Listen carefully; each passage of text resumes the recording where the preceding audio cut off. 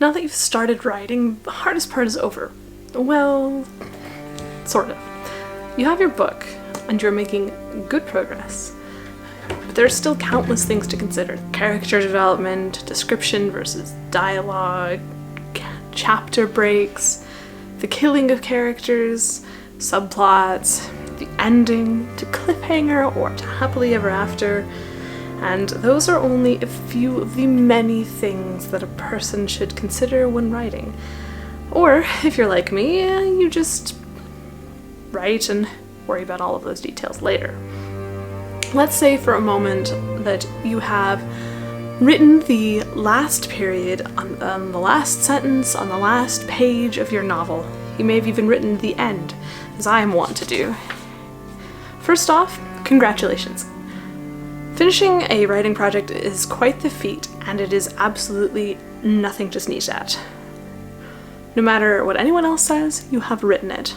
But that brings up the question, what next? There are so many routes you can take. Traditional publishing, self-publishing, sharing it for free, sharing it only among your friends, never sharing it, locking it in a trunk so it never sees the light of day, whatever you want.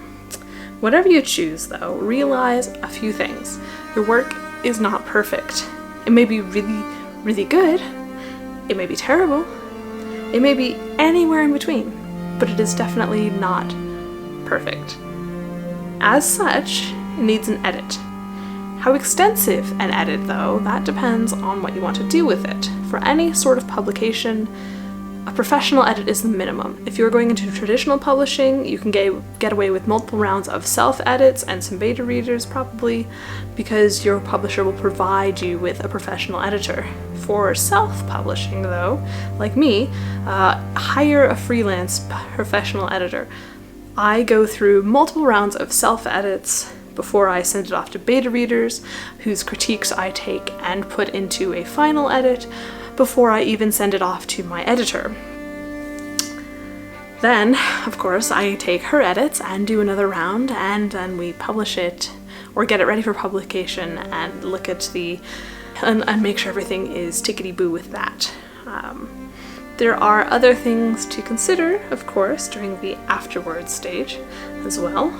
Cover design, marketing, formatting, or not, if you don't want to do any of this. This video is not going to go through all of the options. That is a whole different video series, which I may do in the future though.